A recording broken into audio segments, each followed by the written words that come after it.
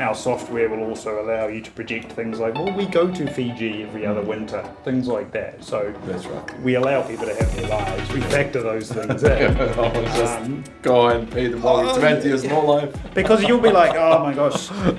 And I have clients, we ring them up, catch up, where, I've logged in, checked their software, checked their, projections and things like that, and they're almost apologising to me, Mike, we haven't done it because the car broke down and things like that. We factored that in, we've got rainy days. So we want to make sure you have a life, you're building towards your plans, and factoring in those three services, how they work together.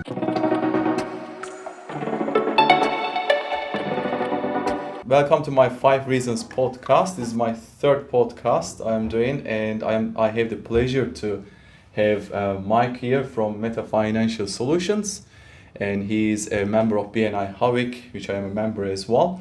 And what we do is, in a 5 Reasons podcast, we bring as many business owners as here or the business service providers to our podcast and highlight their 5 unique points why they deliver value to the community. And we are going to talk about more financial markets with Mike here from Meta Financial Solutions, understand about the mortgage rates, hopefully. I mean, he may have some predictions to tell us, to help us in this time, especially interest rates are being high. It's a very hot topic, and Mike generously spared his time to join the podcast and talk about what sort of services he provides and how the market looks like moving forward into 2024.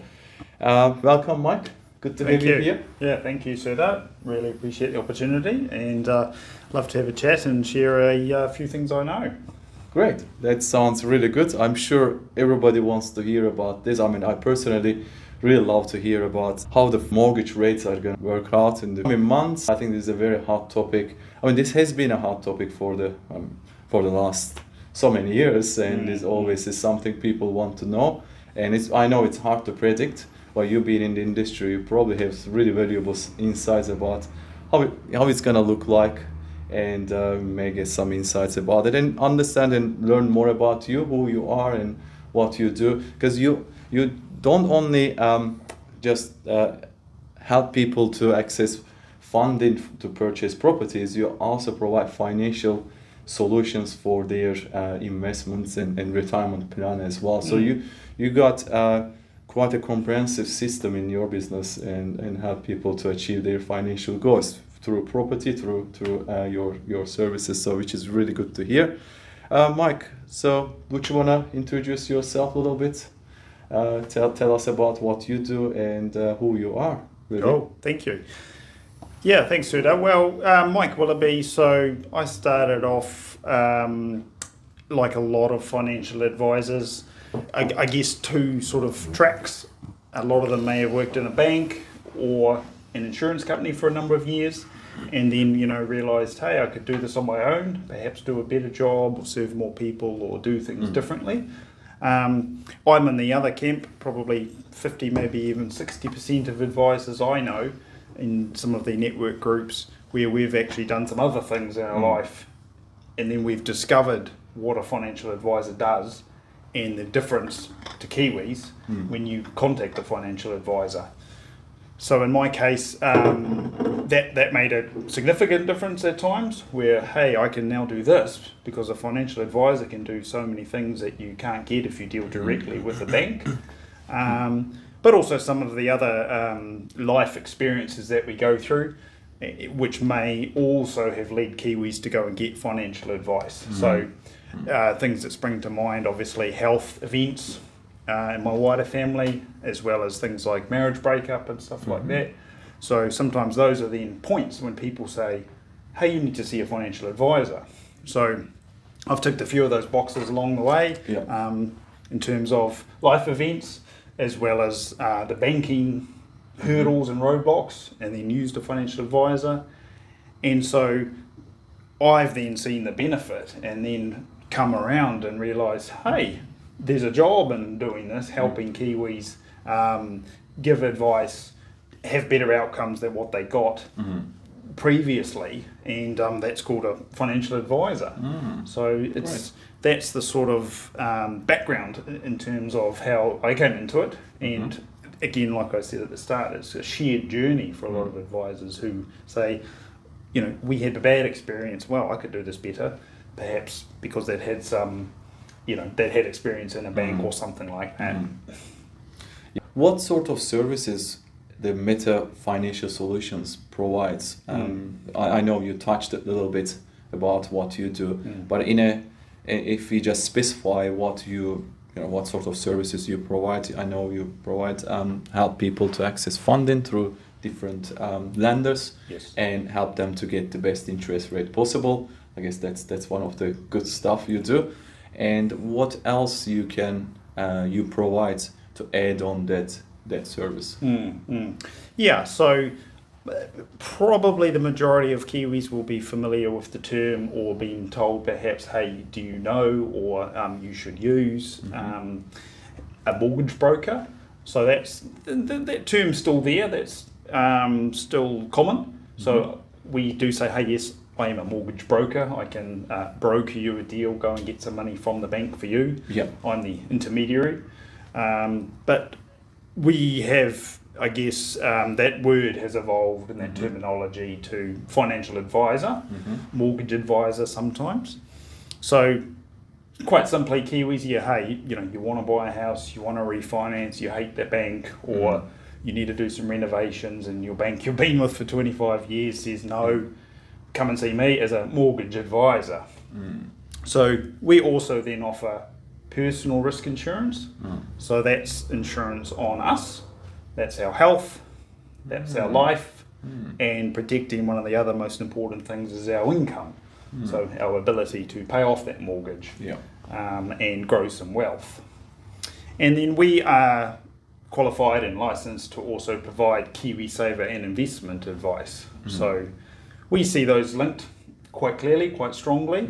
So if we're going to help someone into their dream home, we also then have to secure it if something goes wrong. So health is number one.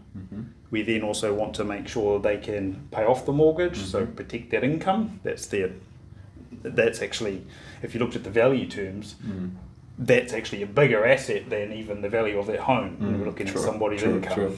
That's right. And then we'll also then say, well, hey, okay, cool, that's a great plan. You're going to have this awesome home. You've got the swimming pool. The kids are going to the right school. Then we also can't stop thinking about KiwiSaver retirement and things like that. We want to make sure that the average balance in KiwiSaver is only about 30,000 in New Zealand. So when we get to 65, we're going to project how long that's going to last, and we're going to do that with consideration to make sure it doesn't hold you back from being mortgage free, as well as then having that right insurance as well. So that's how we see those three services are all strongly linked. Okay, so I guess it's better to call you financial advisor than just a mortgage advisor, is it? It's because you do mortgage advisory as well as on the top of it is financial advisory to build wealth, create wealth, and prepare people for retirement. Yeah, I do believe so. That's my opinion. Of course, there's still some great operators out there that will only do mortgages or only do KiwiSaver insurance as well. Things are shifting. I guess we're going to touch on some of those changes in a few questions' time, sort of thing. But a lot of those operators who may only do one of those, again, great operators, probably been around 10 times longer than me. But they're also now seeing then the benefit of then linking in with someone like myself. So like, hey Mike, I only do insurance. If I refer this customer to you for a mortgage, can you work with that? And you're also not going to try and then talk to them about insurance or something. So I would say yes, absolutely. It's great we do them all together. But we're not here to break up a happy marriage. If you've got a relationship with somebody who is only your mortgage advisor and they're getting you to your goal, I want to be mortgage free, I want to have 3 properties or something like that. Sure. Okay. Makes sense. Okay, so it comes to my next question is what inspired of the foundation of Meta Financial Solutions? for you. I think you said 5 years ago you set up the company. Mm-hmm. And what are the core values of the company? Okay. Yeah, that's a good question. A lot of people might be familiar with Meta, for one. So I can assure you I had that name before a little social media company out there did. So I'll take credit for that. They, a year later, changed their name to Meta. Yeah. The royalties aren't flowing in yet before anybody I wouldn't be else. surprised if they come and knock your door and say, look, we want to get the name. Oh, I know. Here is the money. Maybe quite a handsome one. Who knows? Well, yeah, I'm sure it'd be more just like, hey, you're shut down, we're Meta. So, but that is a great example. I chose that name. I did do it first. I chose that name because it does mean everything. So one of those core values of our business is to be a solution. You only have to know the one person, the one expert to call. So I set up the company on that basis to save busy Kiwis. More and more households, mum and dad are both working full time, or even more than full time. Yeah. So we've all got less time.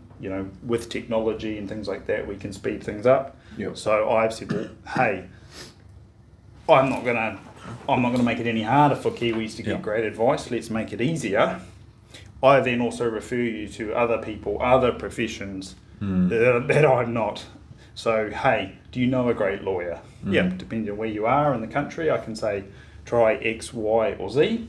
Ditto for an accountant or other specialties that we don't provide. So the idea is that when people have anything going on in their financial world, the good or the bad, or it's just that annual checkup time, they only have to remember to call Mike. Or they remember Meta Financial Solutions. Yes. And they're actually like, hey Mike, we're doing this. Who's that accountant again and you said we should speak to? And I just check in my CRM and I go, oh, that's right, you're still here. Yep, we're in Christchurch. Oh, awesome, these guys down the road will help you out. Yeah. So that's no business for me. I don't make any money off that. That's more than going, financial world, who do we talk to? Phone Mike. I either solve it or I connect you with that expert. Oh, I love it. Yeah, I think that's important. That's part of your customer service. And my understanding, you provide a really good personalized service, custom service to custom-made service to your clients. And it's more about understanding their needs and creating solutions around it, even though that service is not part of what you do. You connect them with the right people. I can relate that with what I do as well. It's all the time you come across buyers or sellers of businesses, and they sometimes have lawyers or accountants, or sometimes they don't, and you connect them with the right people. It really helps them to achieve their goals. I mean, obviously you don't have any financial benefits from accountants. Same here, I don't have any financial benefits from all the other professional service providers. But it's all about understanding what the client needs and then provide that service and work together to achieve the goal, isn't it? That's my understanding. That's quite a unique point, and especially in this day and age, I think the personalized service is fading away, and you provide that personalized approach to your clients. And that probably add to that question around the value and the mission of Meta Financial Solutions. That is there to provide more value. So you can jump on whatever, Google, or you're going to get a few hundred Facebook ads a day. If you searched up mortgage broker, you'd be getting ads for the next month. So there's plenty of people to go out there and choose. So we know we have to give more value. So it's not an extra or an add-on, it's not an additional charge, or again, you don't then have to go and see someone else after you've spoken to me. Apart from the usual, you have to go to a lawyer if you're conveyancing a property. But people then, the most common response often from my clients is, wow, I was never shown that before. Or often, I don't know we would get that. Hey, here's your mortgage-free plan. Here's your accelerated repayment plan. That's not an extra $250 if you go to one of these companies with big lights and shiny, neon signs and things. It's actually like, no, you come to me, I'm going to give you not just here's your mortgage, see you next year when your rate's up for renewal.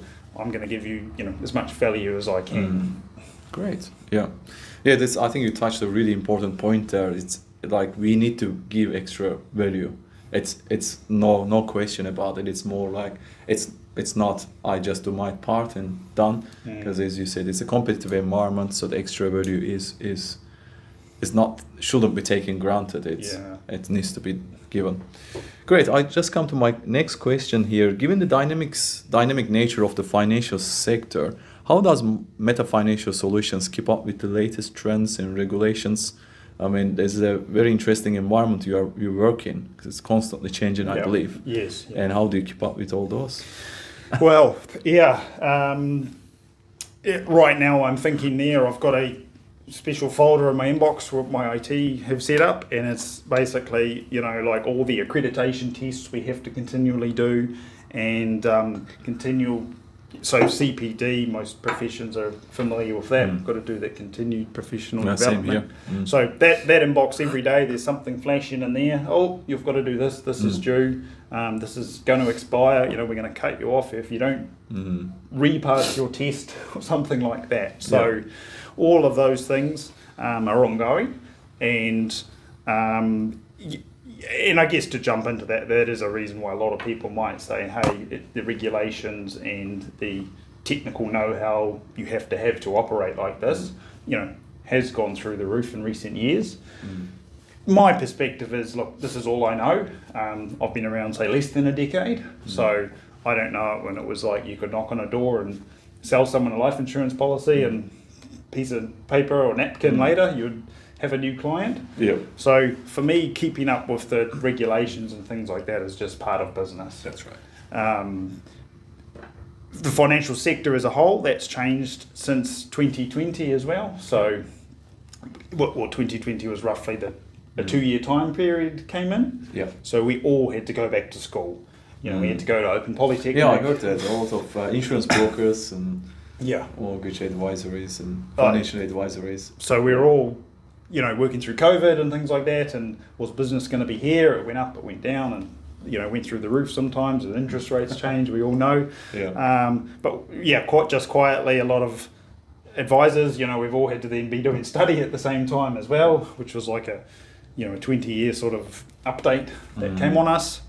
And so again, a lot of those older, let's say old school advisors then sort of exited, or then may have said, hey, I'm not going to provide KiwiSaver mortgage insurance advice anymore. If I have to go back to school and learn and study. They just trimmed down a little bit. Hey, look, we're awesome at KiwiSaver, let's stick to doing that. So keeping up with things is part of the business for me. And you've got BDMs at the insurance companies, at the banks, if you ever get stuck, and businesses, we're all busy over here, but you need to tick these boxes so you can jump on the phone. There's support and things like that. Great. And what are the recent changes you have seen in the financial sector? Is there any like a change happened recently? It's an highlight you can mention, or just quite steady? I guess I can only speak to my space around like residential lending and things like that. So, again, I say most Kiwis are probably aware we've had things like the triple CFA, which was a new act that came through Parliament, designed to cut out some of the predatory lending, so loan sharks and things like that. If anyone wants to relive that sort of hangover or that sore point in time, so that's what we've had to live through, adjust with. The banks didn't implement. The banks didn't write the legislation, but they had to implement it. That flows on down to us, as well as anyone out on the street who would have walked into the bank. So big changes there. I guess as a whole, you'd look at back and sort of say, it's horrible if somebody gets told no. Hey, I've been in business 20 years. I've been with you guys 20 years. That bank, and then to be told no. If that comes around to business to us, obviously that's great. But if that comes around to them, they see the advice that an advisor can provide, well, that is a win. So that's what we're going to try and promote and say, look, hey, everything changes all the time. Like I mentioned, I've got a special inbox, which anything that's like update, accreditation, that's that's busy So and full. you have a good system to keep yourself updated with all this stuff. So we'll say, look, if regulations are changing out there, they're always changing. Yeah. Go and see an advisor. That's right. You've got a business, you've got kids, you've got a full-time job as the XYZ at some company. Do you really want to be keeping up with what the latest lending rules are or something like that? Yes, you don't want to go through that. I mean, you can't keep up with everything, right? Like if you want to do everything yourself, you're gonna keep up with all these legal changes, tax changes, financial changes. I mean, that's just out of control. What are the common challenges you face with your clients? And once you face these challenges, what are the ways you can overcome these challenges with your clients? Mainly, like a most common, I guess, the challenge when it comes to your clients, either they need lending to purchase a property or financial advice, wealth management, retirement plan. So anything, something quite commonly comes to you, you can mention. Yeah, probably it would be classified as a challenge in that respect. So a lot of people have never been told something like when they'll be mortgage free, how much interest they can save on their loan. That's a good point, yeah. Or even as simple as we might have used a KiwiSaver calculator and been told, hey, you'll have, again, I'm going off sort of an average, you'll have $340,000 when you're 65. So that's what we see probably every day. Wait, hang on a minute. You've never been told when you'll be mortgage free? Or if you do this without any lifestyle changes, you could be mortgage free 13 years sooner. Or by doing this, you won't have 300,000, but you'll have 700,000 in your KiwiSaver. Again, no extra contributions and no change to your lifestyle to meet those things. And then you're told that KiwiSaver balance will mean you've got $30,000 a year from 65 to 90. Those are really the three main things we see people have never been told. So again, and that link between those. So we don't want to simply boost somebody's KiwiSaver when it means they're still going to be paying off a mortgage for 25 years and something like that, and paying hundreds of thousands of more in interest. So we have to work those out together when we're building somebody's wealth. It's all connected, isn't it? And when you just mentioned it, I noticed that I haven't been told when I'm gonna mortgage free. I don't know if I want to be at this stage, but it's obviously everybody's dream at some point and get rid of all this debt. That's a really good point, because what I understand from what you said, it's all connected. It would be good to have an advice like before buying a property, like have an advice around how long this mortgage is gonna take to pay off, and what other investment plans the client is working on, and what the retirement plan is, so you can structure a good system where it makes sense, maybe more pay on the mortgage, so you can save interest rather than paying on KiwiSaver, because your return may not be covering your interest cost. So having that discussion and structuring your I guess the wealth plan around this, I think it sounds like you can save a lot of money there throughout these years until retirement. And that's what we will try and focus on for clients. So you mentioned saving money, and earlier we talked about getting the best interest rate and things like that. So we want to make sure, again, if you're saving money to pay off that mortgage sooner, we're not also then forgetting about that retirement wealth planning and things like that. So True. It is a good focus to have to repay your mortgage. We can structure it smarter. We can repay it, easily 30 years can be 20, just with a couple of percent above the minimum repayment. But we don't want to then focus only on that. Our software will also allow you to project things like, well, we go to Fiji every other winter, things like that. So that's right. We allow people to have their lives. We factor those things in. Just go and pay the mortgage, 20 years more life. Because you'll be like, oh my gosh.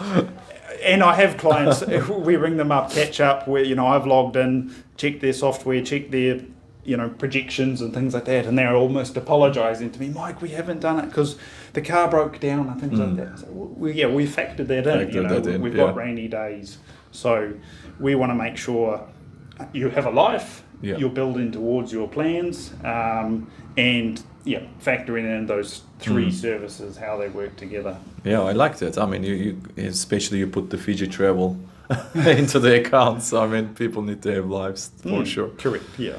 My other question to you is that for someone looking to improve their financial health, what initial steps you can recommend that person to take?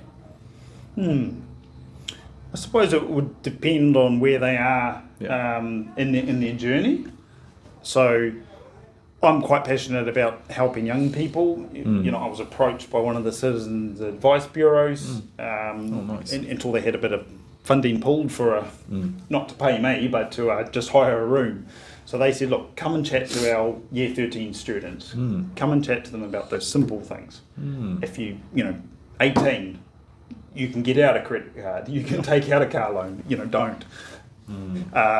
Start a KiwiSaver then, and things like that. So we can then help those people and think, well, okay, look, again, we're not going to tell a 18, 20-year-old don't party and don't do this and etc. But if we can just introduce some of those things early on, then it will have a significant difference. They could be in their first home when they're 30. True. But I'm big on this. I think the education system is great, teaching what is necessary for young people to grow up. But I think there's a little bit lacking on the financial literacy. And having that financial literacy at an early age, I think it will really create a good generation, knows how to manage their finances, not drowning in the debt or making bad decisions. Because for myself, I learned everything from my bad experiences. It doesn't have to be that way. You can just learn from other people's experiences or learn from the start, so you can avoid these bad experiences. Because I think financial risk it can be quite a long-term. It can cause quite a long-term damage. Because sometimes some people, when you make a bad decision, especially if it's a big purchase or something along the line, it can really put you back in so many years. So it's really important that have that education at an early age, so you can structure your future moving forward. Yeah, I like that you are focusing on young generation to be more knowledgeable and to make more informed decisions when it comes to their financials. Yeah. So that's where, again, I won't say we are the experts in the space or that's solely where we focus on, but that's certainly a passion and something I'd like to build on. And otherwise it would be basically, say, first home buyers and then mums and dads. So probably got a home. Maybe they've come to me now because they want to upgrade. Again, they want that forever home. They want the one with the swimming pool, or they're moving for school zones or something like that. So again, love helping them. If it is their first home buyer, we can model when they'll be in their first home. So mortgage advisors, we can do things like getting them out of debt. Say, hey, in 3 years we would have paid off, sometimes it's even the student loan if it's interest free. And then said, look, you'll be in a home, $750,000, 3 years time. Here's your plan. Sometimes it's going to be a bit sooner, maybe a bit later, but at least they've got a plan. Exactly, and at least they know what to do next. Yeah. So again, not putting your head in the sand and be like, I'll never afford a first home. That's right. And I mean, you can go in with mates, you can go in with your cousin, you can go in with your girlfriend, even if you're not sure you're going to stay with your girlfriend or boyfriend forever. At least you know what to do, right? If there's a solution, you know what the solution is. Exactly, yeah. How important is financial literacy in today's world, and how can individuals better equip themselves? Well, I guess how macro you want to go, right? But I suppose I would say, if everybody got some financial advice, then perhaps some of those problems, let's say not enough money in retirement, and then say, well, the government will look after us. We don't know that. Will the NZ Super be around when I'm 65 and things like that? So the housing crisis and things like that. So we could say, look, it's the fault of the last government, the developers, whoever the investors or something, or we could accept, hey, I'm on this journey myself, I'm going down this track, in business, life, family, my job or something, and then say, well, this is the market. Is it going to crash overnight? Well, it doesn't appear it's ever done that or anything. So, hey, what are the steps to get me onto the property ladder, as we like to say, and then build that wealth for retirement? So I think it's important we look at our KiwiSaver and things like that. We've just hit a big threshold in New Zealand, so over $100 billion of funds under management, all the KiwiSaver providers combined. Okay. That's the biggest number we've ever had in New Zealand. Nice. Since KiwiSaver has been around, 2007, if I'm not out by a year there. But we need to put that in perspective. So Australia's got 4 times our population at 20, they're still sitting at 20 million. And they've just hit, I think it's 3 trillion under management. Okay, wow. So the average Australian, so all the employees listening to this, when you're deciding should I be putting 3% in my KiwiSaver, and your employer matches it at 3, so we're putting away 6%. That's right. Australia, we're just gone up to 11. Don't quote me, 11 or 12%. Almost double. Is that So they've got a lot more under management. So if we're not being cynical or anything like that, we're just saying purely, hey, they're going to be able to look after themselves better in retirement. You know, they're making a sacrifice now. They're putting away for their future. And then let's say the government wasn't going to pay a pension or something. Well, that's okay. I've built my KiwiSaver. I've got my wealth. No matter what government decides this or changes that, you've given yourself some certainty. It sounds like 20 years from now on, the Australians will be having a party in the pool, a retirement party in a pool and enjoying themselves, and we are like just looking at them. And well, we've still got time to, we've still got time to grow ours as well. I guess exponentially. Hey, we've hit 100 billion. 5 million of us, I'm not sure how many off the top of my head are enrolled in KiwiSaver. I want to say it's sort of 3.5 million of us. We've still got a chance to boost that up. And then, hey, if there's less money that has to come from the government to look after, let's say us when we're 65, then perhaps that money can go to road and schools, the police, the nurses, the teachers and things like that. Sure, that's right. That makes sense. Perhaps. Okay, that's a little bit of a different question, a little bit off the topic, but I think in this day and age it's very important, I find, because the world is changing, I guess, along with the financial systems are changing as well. The technology has a big impact on many industries, especially with the invention of AI. In fact, AI has been around for so many years, but it's just a hot topic now, and it's a lot going on in that sector. And the digital currencies like Bitcoins and Ethereums and all this stuff. Do you have any prediction at some point in the future digital currencies will be part of what you do, or will just still carry on with the fiat currencies traditional way? Yeah, not my wheelhouse, I suppose, not my lane exactly in terms of any of the digital currencies. But certainly, and I know half of 1% about the blockchain and things like that, but it does seem from people I follow that are in this space that the blockchain is a good answer, which is separate, again, I believe, to digital currencies. The blockchain is a good answer for a lot of solutions and will make things easier in the future. And probably the only other thing I can talk to there is around open banking and things like that. So the move to more and more things being digitized.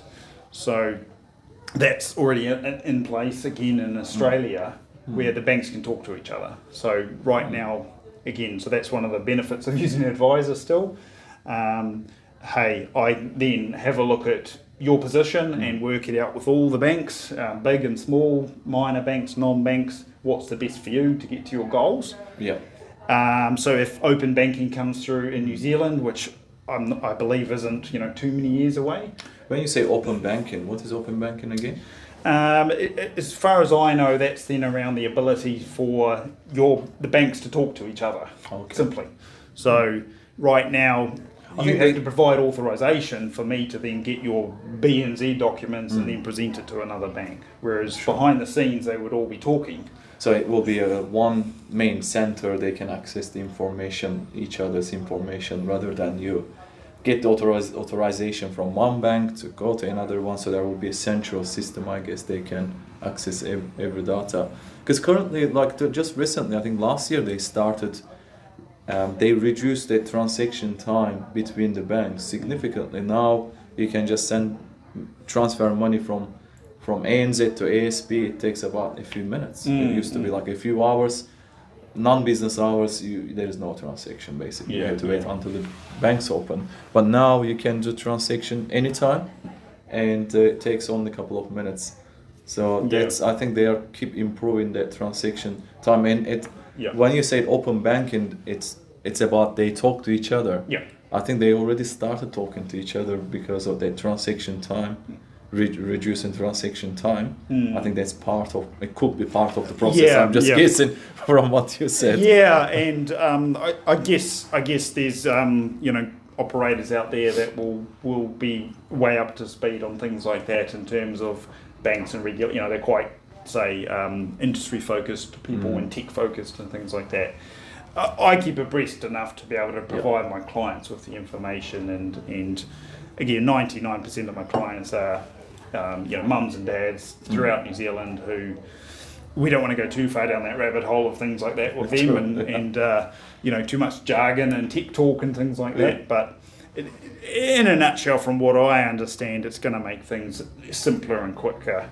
So it may be, again, if that's to do with that open banking piece or what that will unlock, it may be like I believe one aspect of like mortgage lending in America, where simply if you came to me, then I don't only see, with your permission, your XYZ bank account details.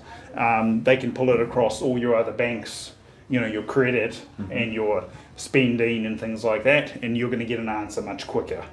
So very different situation in the States, for example, but that what tech can bring in. And again, all your data will be secure at the banks, but they talk to each other behind the scenes. Yeah, it's all about speed this day and age, right? It's all about speed. It's everything is to improve the speed of what we do, basically. Well, exactly. I mean, why would Amazon start up a logistics warehouse, they just outside the main centres, just outside London, to offer 1 hour shipping for anything. That's right. Because there's a need there, right? So they're like, well, they didn't say, well, so many people have demanded this. They figured, well, if we provide this, then the demand will come. That's right. I mean, everybody wants everything yesterday. So these days, is impatience is the world we live in, and the companies provide that speed of service. Yes. I think that they go further along the line. And that's something, I guess, circling around to one of your earlier questions as well, around an advisor, what we do, why use an advisor. So New Zealand's going quite well in terms of bank volume, so the amount of people that got a mortgage, bought a house, sold a house, topped up, refinanced. Yeah. The numbers were over sort of 50% in terms of bank lending came from advisors, which is awesome. And then, hey, well, a bank can offer you better rates. They can shut down branches. In a nutshell, is that good or bad? Well, yes, there'll be still a percentage of our population for a period of time that still need to go to a branch. But over time, well, shouldn't that make things cheaper? If they don't need to employ as many staff, keep as many branches open. So perhaps if we got to the model like Australia is over, I think it's about 70% of loans originated through advisors. Okay. UK, I want to say the number's about 90% of all lending comes from advisors. So is there a correlation there between, well, they get lower interest rates? So you're paying less money to the... Because you negotiate and you know the... Well, and then they don't have to keep a branch open, train staff, buy cars for them, train them and in huge websites and, all these staff and log on and do this. It's like, you go to a broker, you get your loan in 24 hours and you move into your new house. That's right. Sounds good. Okay, so my next question is a bit challenging one. So what's next for Meta Financial Solutions? Is there any exciting projects in the pipeline? I guess I've got my 5 and 10 year goals and things like that, and some of those are around. I do get around the country a little bit. Mm-hmm. I'd like to have a bit more of a, suppose, solid nationwide presence. Again, these days it may be like a hot desk. I pop down to Christchurch, I see a couple hundred people I know down there for 2, 3, 4 days or something, and then you're back in Auckland. But because these days, of course, everything's on Zoom in front of our computer, right, 99.9%. Yeah. I guess the main thing is you're just always evolving. I was told, and you get insulted for a start, like, hey Mike, your website needs some work. What do you mean? I paid all this money for that only 3 years ago. And you're like, well, it's about 9 or 12 months and your website's old. It's a bit like saying, I don't like your dress today. It's a bit like that. My website. So that's again, where am I reinvesting my money and things like that? I don't want to look stale, and I don't want to also, it's not just techy and flashy or something like that. I'm making sure, obviously, I've got the substance behind it and those qualifications we talked about before. But then that refresh to keep up with things. So, hey, maybe I'm then adding on, in a very short period of time, a portal directly for clients to do this. They dump all their documents and data in through my website or something. It costs tens of thousands to set up, but again, clients are like, hey, I want to see an advisor. I haven't got an hour. Yeah. And then you better tell me I've got my loan for my new house tomorrow, right? So you're like, okay, well, I'll build it. Because that would be great. It sounds like it's something I would like to use. Just 1 hour loan is approved. so that's it. It's like most people in business, want to keep growing and things like that. Sure. Whatever that metric is for you, if it's a bigger business or you help more clients, or you've got a bigger team, so that means I could step back from day-to-day work and focus more on, like I said, I'm then going to pop into a school once a week or something. Yeah. I don't have that time right now, but if I had a bigger team than I've got right now, then you're like, oh, I can now give back more as well. That's right. No, I can tell because I haven't had the opportunity to work with you through your services, but we know each other from BNI and we catch up a few times, and I know like the way you arrange the appointments and reminders and all this just gave me the feeling that you are up to date with the technology and how you work. I think that's very important, especially when the client's working with you, knowing that you are all doing the follow-ups on time and up to date with the technologies. It just makes the whole experience easy and prompt. So I think that's really, really important. Okay, so my other question is a little bit of a personal insight, just to get to know you a little bit more apart from what you do. Throughout your career, what has been the most rewarding experience you for you personally? Yeah. Probably some of the wealth planning work I do. Yeah. And that will often come about from somebody, perhaps like recently a client has had an insurance payout. Yeah. So they had a health event, they got paid out from their provider, and then they're actually given some money. There's a benefit there to go and see a financial advisor and say what's the best use of that money. So that's a recent example. They're actually still going through that health event, at this time, and we sort of work in delicately with them and say, well, hey, yep, all right, we'll catch up when you're ready, and I'll provide this plan for you. So there's a lot of stress, there's a lot of anxiety and things like that going on. In this case, they got a good chunk of money from their insurer. Obviously, they had to go through that health event to get it, so. And then it's automatically, well, we'll pay off the mortgage and we'll do this and we'll de-stress our lives and we want to get back on the road to full health and things like that. So I came in there gently and said, well, hey, it might not be best to pay off your mortgage. Do you have money available for a rainy day? What have the specialists diagnosed? What is the 3-month outlook looking like for you? Luckily this person, they weren't likely to lose their mum or dad in this situation, so that's awesome. But then we sort of, because they wanted to know quite quickly as well, but we sort of said, look, hey, let's take 3 months, and things might settle a bit, things might change, and then it doesn't take me too long to then say, right, what do you want to do now? Where do you want to be in 12 months' time? And I think there was like that overseas trip mentioned, Fiji and things like that. Yeah. But if we do that, we'll have the Fiji there. Or Bali. Well, this could help with the health event not popping up again, how right? Long do you give it? At least 1 month? Holiday period? Well, we can exactly. We've got that sort of tech. We can factor that in and be like, well, you're away for a month. Are you going to get your holiday paid for that time? Yeah. What money do you need? Do we need a budget for this? Or That's right. well, you can actually afford it right now. Yeah. Nice. So yeah, that was really rewarding to then say, hey, here's the outcome for these people. You know, very easy for me to model like 3 different scenarios, pay off the mortgage, and then they're like, oh, well then we're back to work, you know, next month, and oh cool, well our mortgage has gone down, and we're down from 20 years to 14. But I said, well, you also want to live a bit of life, right? You've had this event, you want some time out with family. That's right. We don't know what tomorrow's going to bring, so we modelled like an A, B and C for them. And then it's up to them. I'm not going to force them down either path. Yeah. You know, I get a commission from, hey, you take this option, cool, that's the most money for me.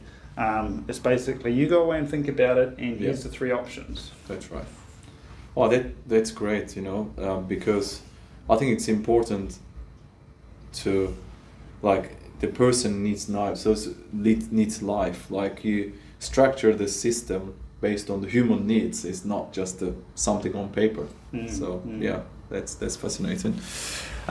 What advice would you give the young generation, what you mentioned, if they are planning to get into this financial industry, finance industry, and be the next you, basically, or younger version of you? So what would be your advice to a young generation wants to do the business and work in this business?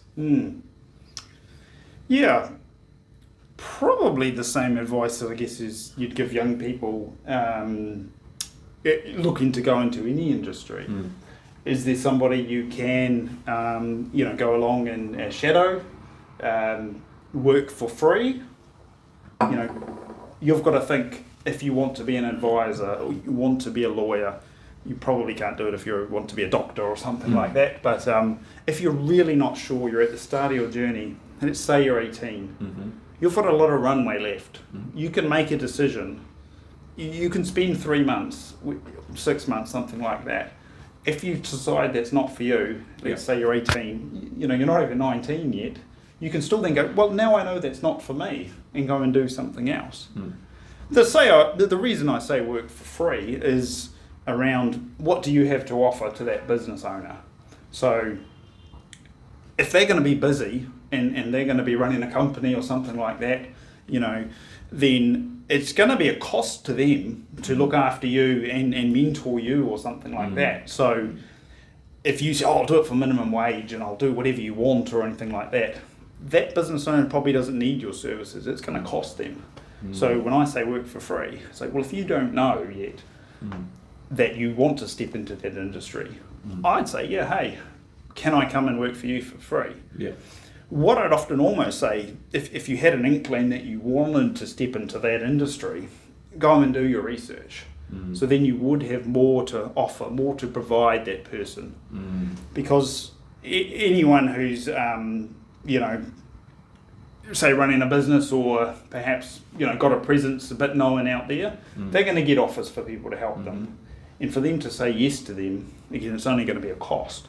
So what I'm getting at is, again, if you were going to come in and offer to do something for free, figure out what value you can provide.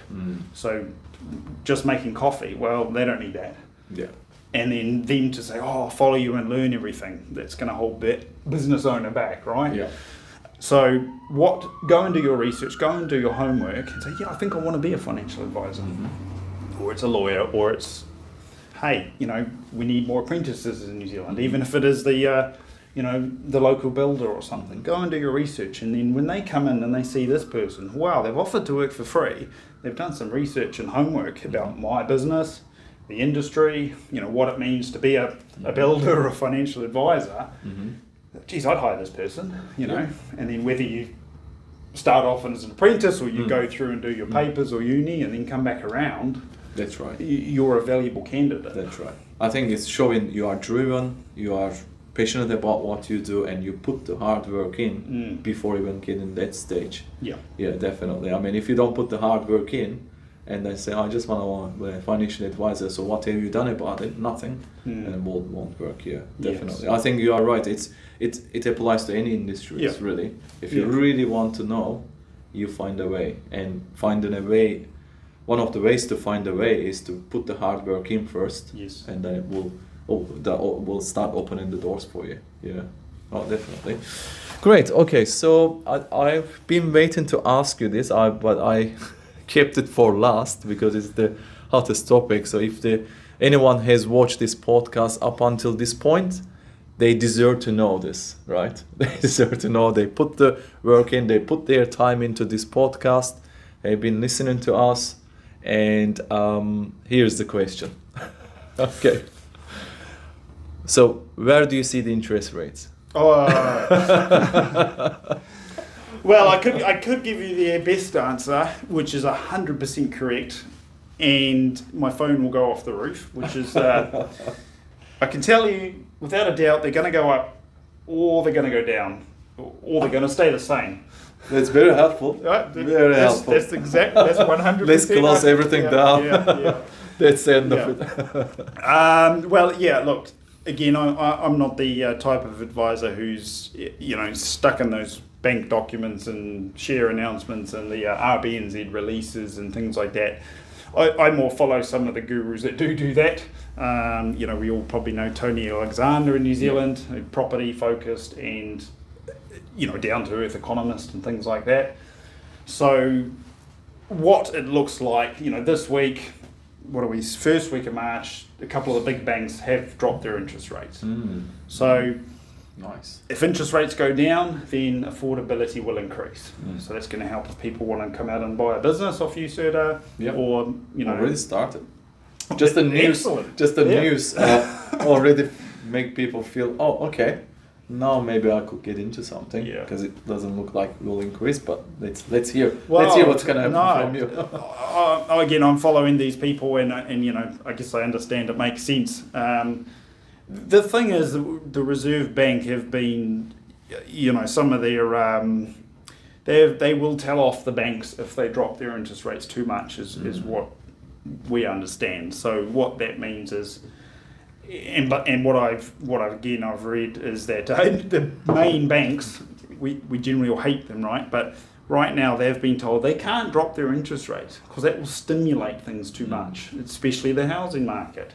So Mr. Orr would be telling them off and saying, you put your rates down, then a whole lot of people now go out and go, that's it.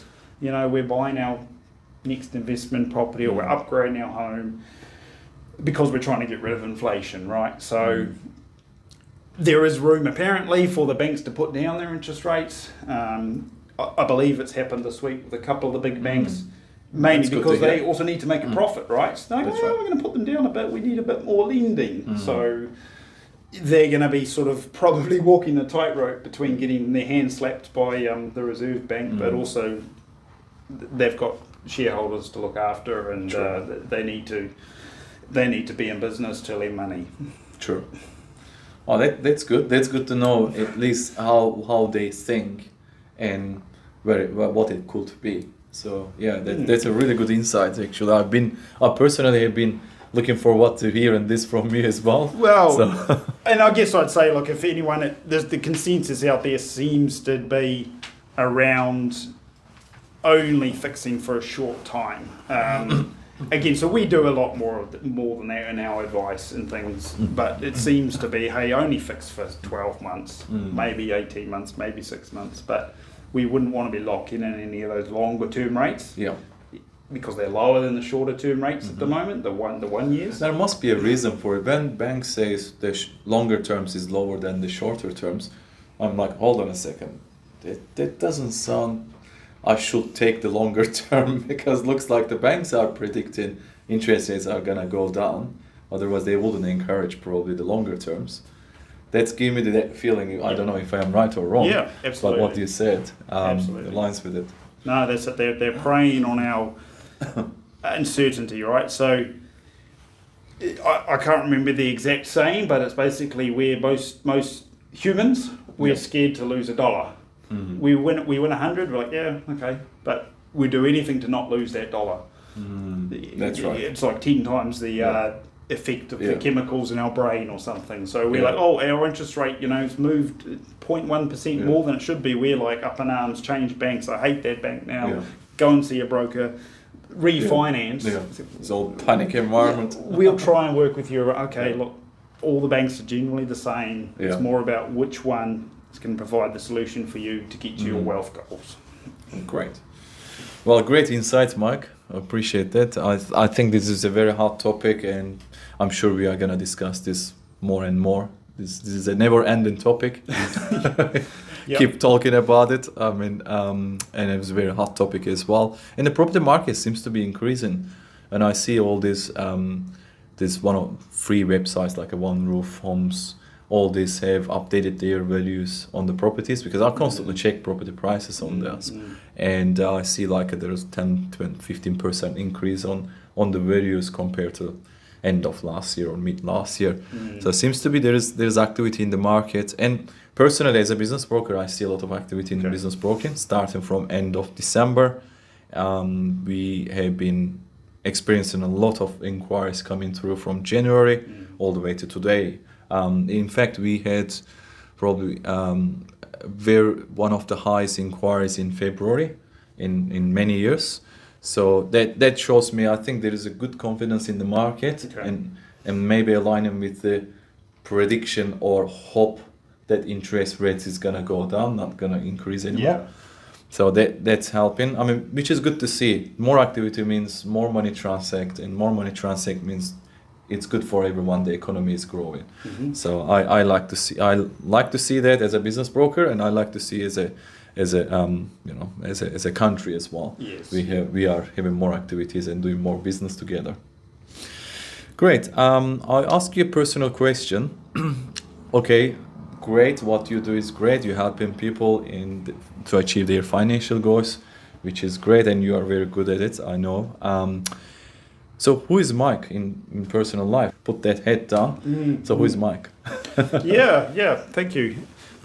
So I live in East Auckland, and that, we had an office previously and things like that. And now I'm like, wow, I've got a whole lot more freedom from currently working at home and time to spend with my boys. So at home, I share care with my boys.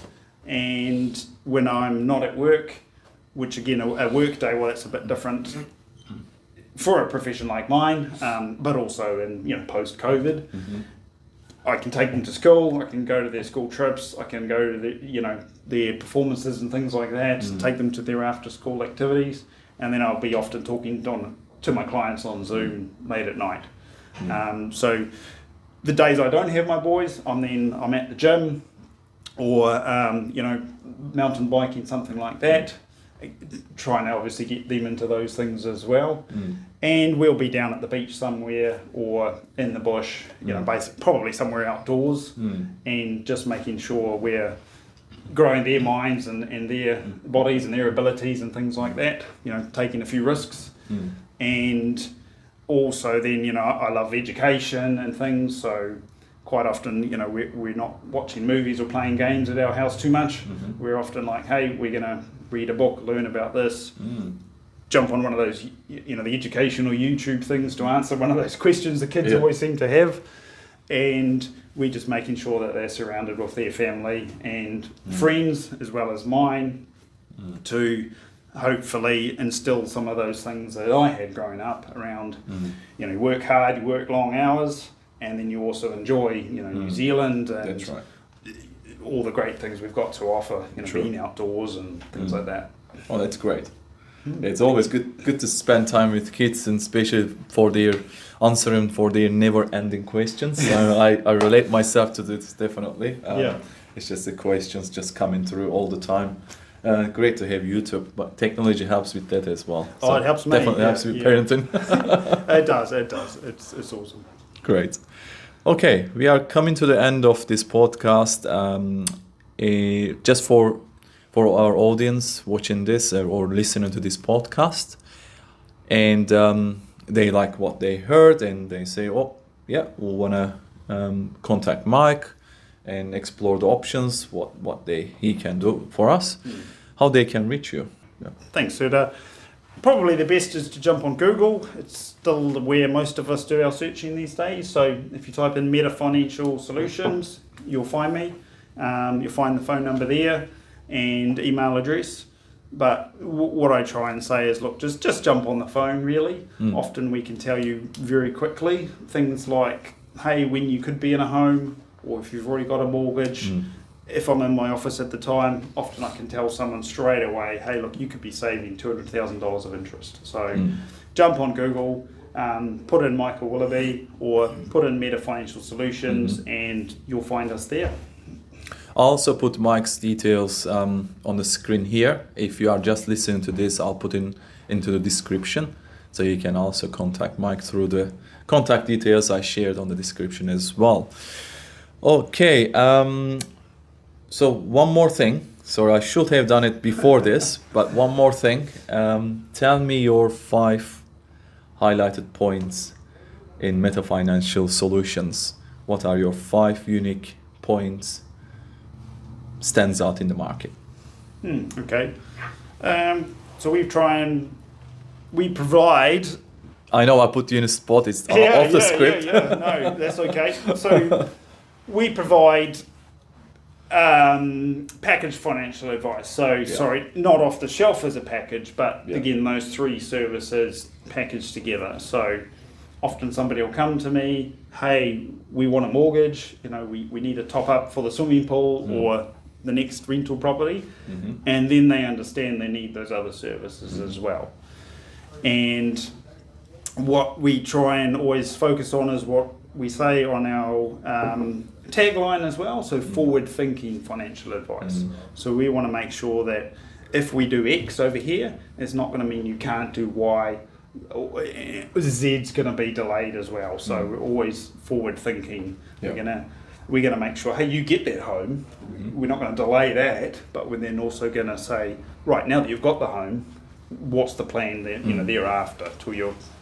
Actually, we can project out to your 100. And then we want to make sure that people are getting services that are fit for them as well. So what somebody needs when they're starting their career, or starting their career in business, or starting their career in the corporate world or whatnot, then we're not going to try and show them something that, hey, you need this, fair sell to them, or you're not going to get there unless you do this. So we understand there's stages as people go through. I always refer back to building their wealth, and then when you've got your wealth, keeping it, and then after that, if it's what do you plan to do next, give it back, either to your children or grandchildren or to the community or something. Nice. Okay. Great. And how many is that? 3. I think 3. Yeah. And I suppose the other things are we're not resting on our laurels or anything like that. So again, I haven't been around for decades and decades, but I'm making sure I'm ahead of the curve on things like that, of technology, the latest rules, regulations and criteria, so that people know, hey, can we do that? I said, well, yes, there is an option out there. We can figure that out. So we can then deliver that. So we're up with the latest, lending rules, criteria, or insurance products, who's the best KiwiSaver provider out there, things like that. Awesome. And probably the last one is, I'd say, and it's a different metric for depending who you're talking to and things like that, but, we aim to be successful. So ourselves, and myself and my business and for my team, as well as my clients. We're not ashamed to say, hey, look, if you do this, you'll have more money, you'll have more wealth. Here's where your net worth could be. So as my success grows, then I'm going to be able to help more people, give back to the organisations I list on my website, or then I have more time, like I said, maybe to speak to those young people again, and also my client success is going to grow at the same time. So we can simply measure, hey, look, all our clients combined net wealth grew by X million this year. Yeah. So that's a great benefit as well. That's right. Now I like your last approach specifically. You said the more you are successful, the more you can give back to the community. You can have more time to provide education for the young people you mentioned in the podcast. So yeah, it's a great way of looking at the success and achievement. So anyone interested, Mike's services, contact him, have a coffee with him. He's a great guy to catch up, as you can see. And that's the end of it. Mike, thanks very much for coming here. And I really enjoyed the conversation. I'm sure we will catch up more. Maybe not off the camera, but we'll do a lot more. All right. Appreciate it. Thank you, Serdar. Thank you. Thank you.